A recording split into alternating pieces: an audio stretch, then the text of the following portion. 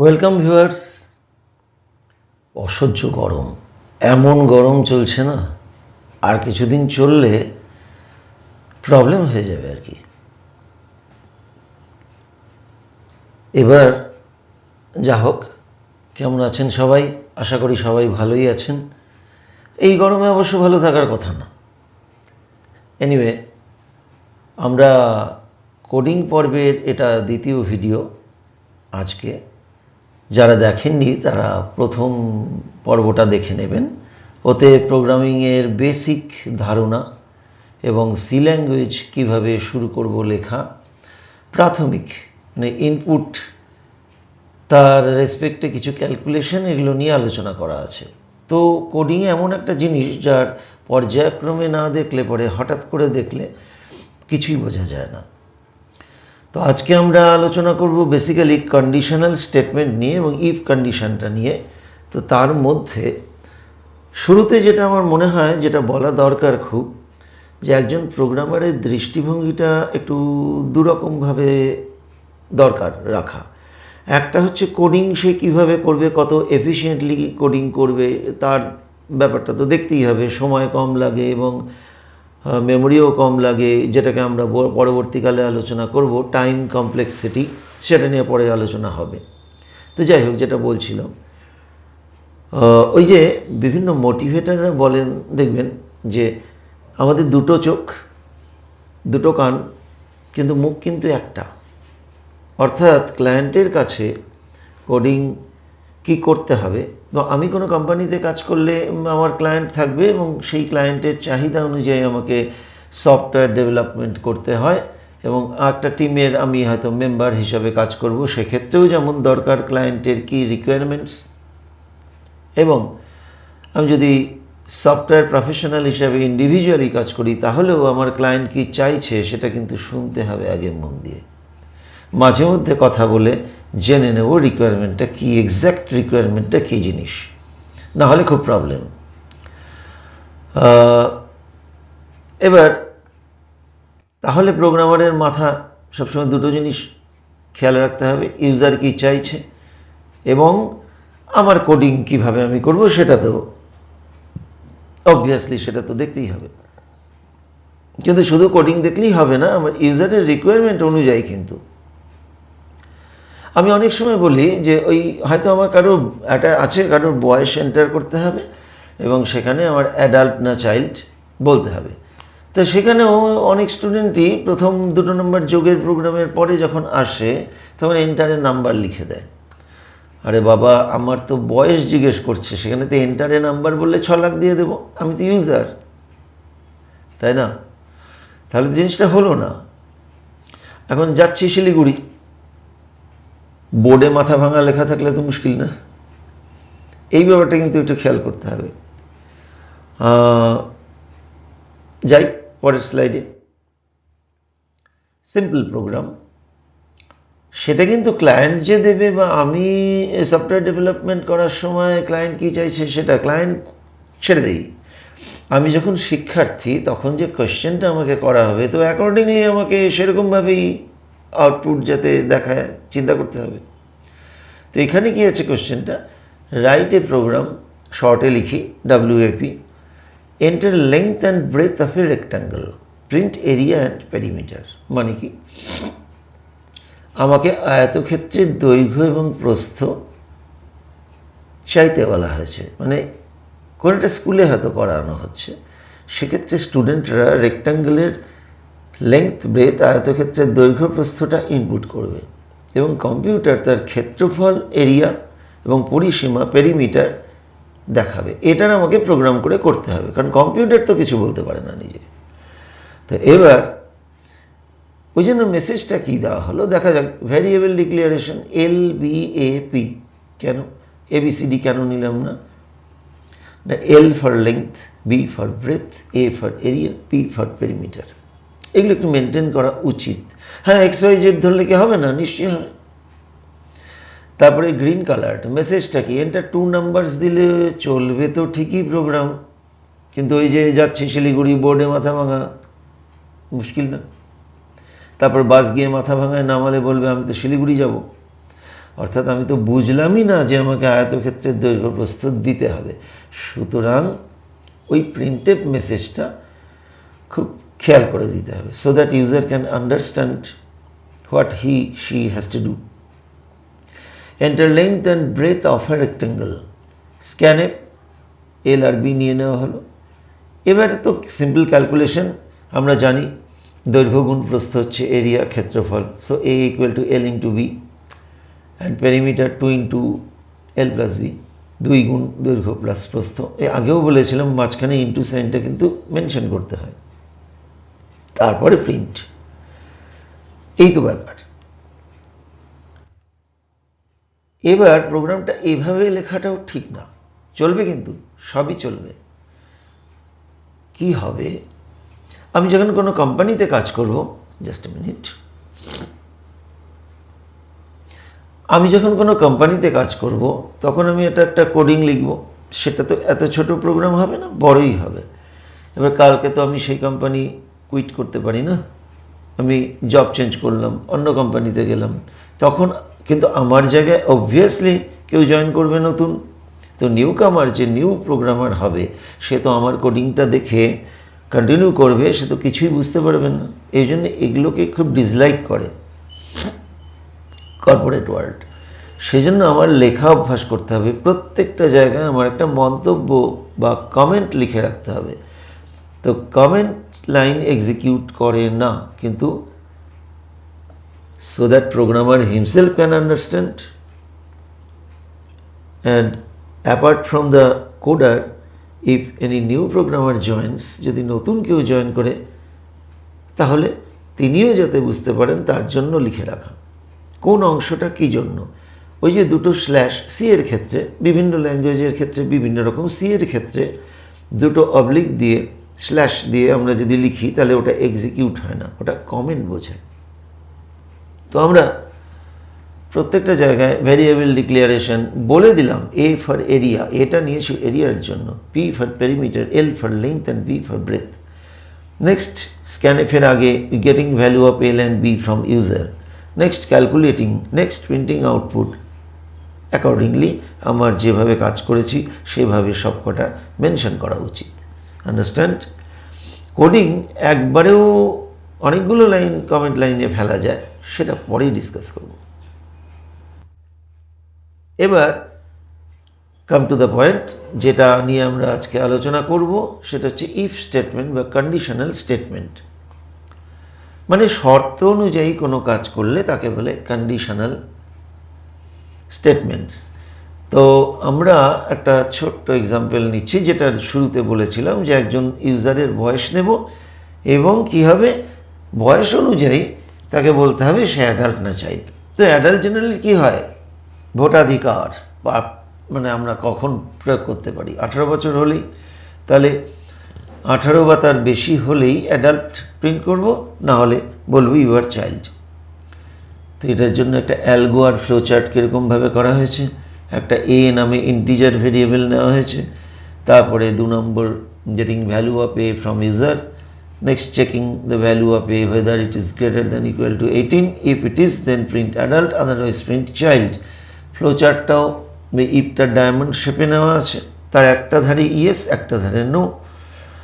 ইয়েসটা right hand সাইডে নিয়ে গেছি প্রিন্ট অ্যাডাল্ট, আদারওয়াইজ নিচে নিয়ে গেছি, নিচের বদলে লেফটেও নেওয়া যেতে পারে, ওরকম কোনো রুল নেই যে নিচেই নোটা দিতে হবে, কিন্তু ডায়াগ্রামটা ঠিকঠাক খেয়াল করতে হবে না, ইফটার ওই ডায়মন্ড শেপেই লিখতে হবে। প্যারালেলোগ্রামের মধ্যে আমরা ওই ইনপুট আউটপুট বোঝাবো। দেখা যাক কোডিংটা কি হচ্ছে। এবার কিন্তু ভেরিয়েবলটা আমি ইচ্ছে করি এজ নিয়েছি, নাহলে অনেক সময় মনে হতে পারে ভেরিয়েবল বোধহয় সিঙ্গেল লেটারই নিতে হয়। 31 লেটার্স অবধি, ক্যারেক্টার্স অবধি আমরা তো ভেরিয়েবল নিতেই পারি। ফার্স্ট পার্টে ভেরিয়েবলের রুলসটা একটু দেখে নিতে হবে। তো ইন্ট এজ নিলাম, এবার এন্টারে নাম্বার দিলে কি হয়, কেউ কি বুঝবে যে তার বয়স দিতে হবে না? সেই জন্য আমরা কি লিখলাম, হাউ ওল্ড আর ইউ, তোমার বয়স কত। তো বয়স ইনপুট হলো। এবার very simple, if age greater then equal to 18 then print you are adult, otherwise এর জায়গায় কি লিখলাম এখানে, এলস। Print your child. এবার টার্মিনেটর বা সোকল্ড সেমিকোলন সাইনটা কিন্তু ইফের আর এলসের পরে ইউজ হলো না। কেন? কারণ এটা তো incomplete sentence. If age greater than equal to 18 then what? আমি তো কমপ্লিট করিনি সেন্টেন্সটা, সেই জন্য never use terminator with if and never use terminator with else. এবার কেউ বলবে হ্যাঁ করা যায় না, যায়, সেটা অনেক পরের ব্যাপার। কেন যায়, কিভাবে যায়, সেটা পরের ব্যাপার। এবার ওই ইফের পরে আমি ডান দিকে লিখেছি, কিন্তু ওই কার্লি ব্রেস ওটা কিন্তু দেওয়া যায়। যদি ইফের পরে একটা মাত্র স্টেটমেন্ট ইউজ হয় তখন লাগে না, কিন্তু মোর দ্যান এ স্টেটমেন্ট যদি এটা হয় তাহলে এটা এটা এটা মোর দ্যান এ স্টেটমেন্ট যদি ইউজ হয় তখন কিন্তু ওই মাস্ট মেনশন কার্লি ব্রেসেস।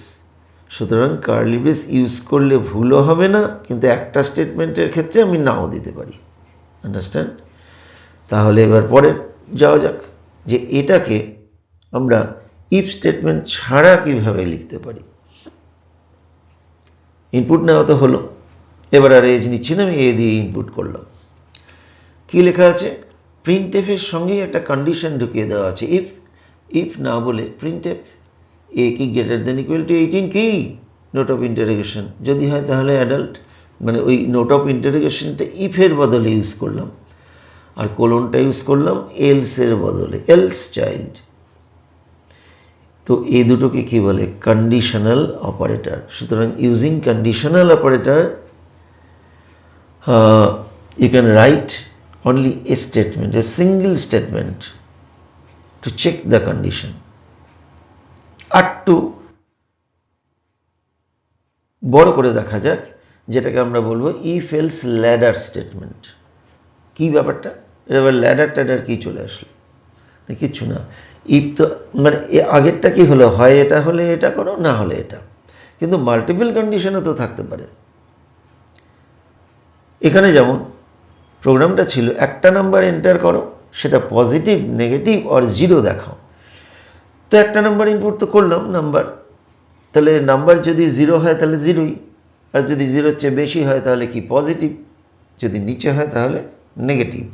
ও দেখা যাক, নাম গ্রেটার দেন 0 দেন পজিটিভ, না হলে যদি এলস ইফ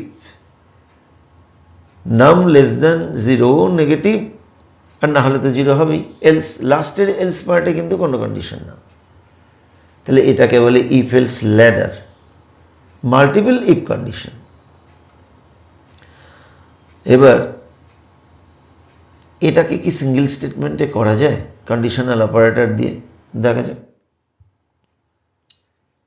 এবার ওই এক্সাম্পলটা না, আমরা একটা অন্য এক্সাম্পল,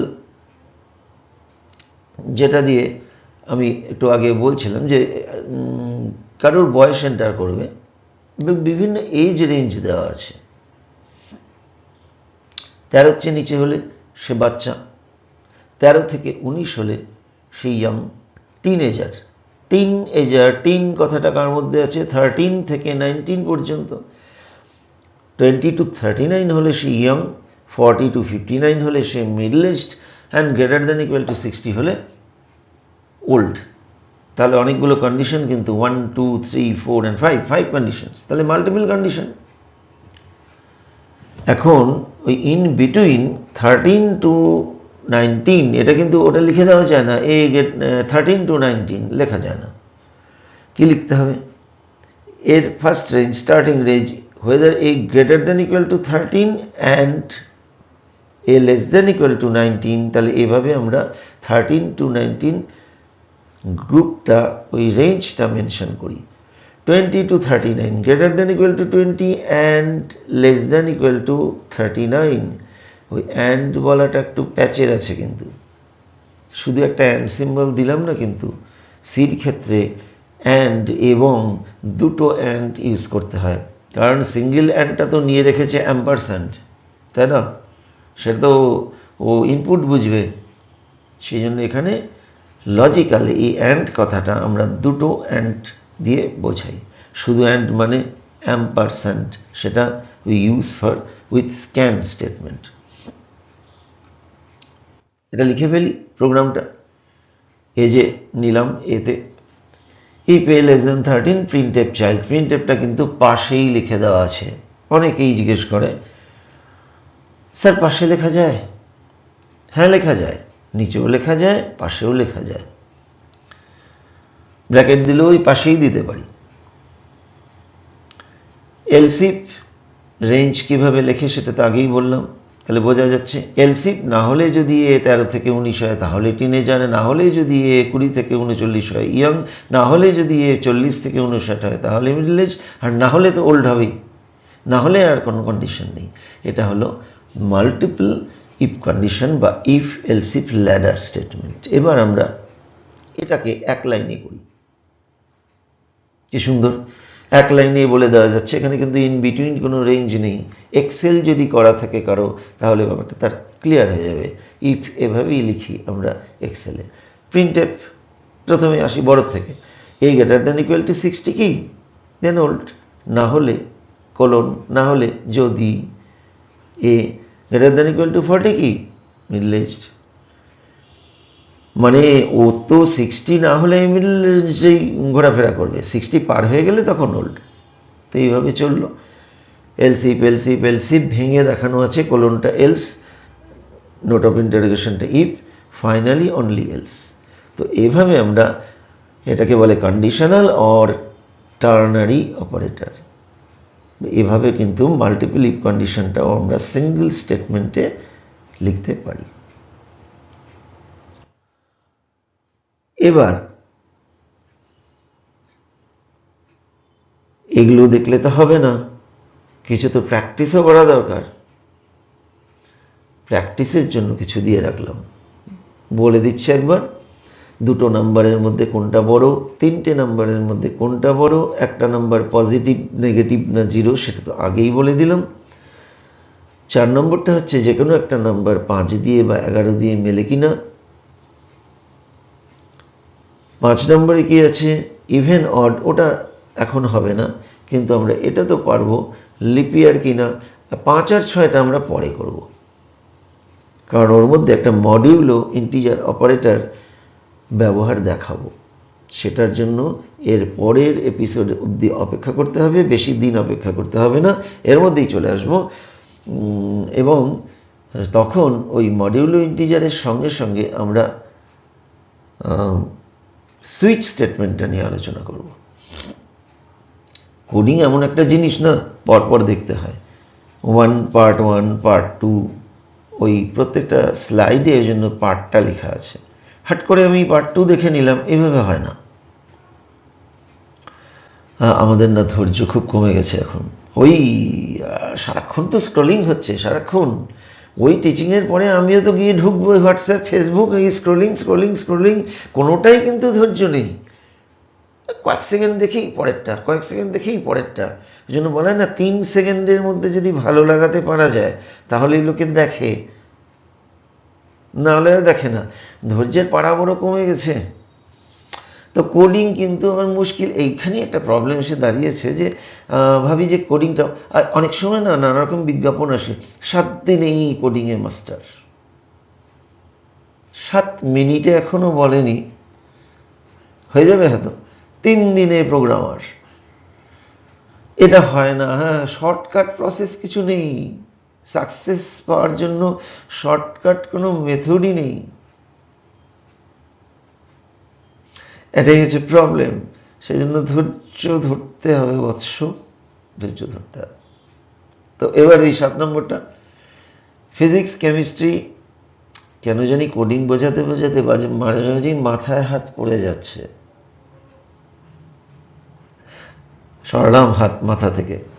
এবার ওই গ্রেড 7 নম্বরটা দেখি, ফিজিক্স কেমিস্ট্রি বায়োলজি ম্যাথমেটিক্স কম্পিউটারের মার্কস নিয়ে পার্সেন্টেজ ক্যালকুলেশন করব, গ্রেড, কিচ্ছু চিন্তার নেই।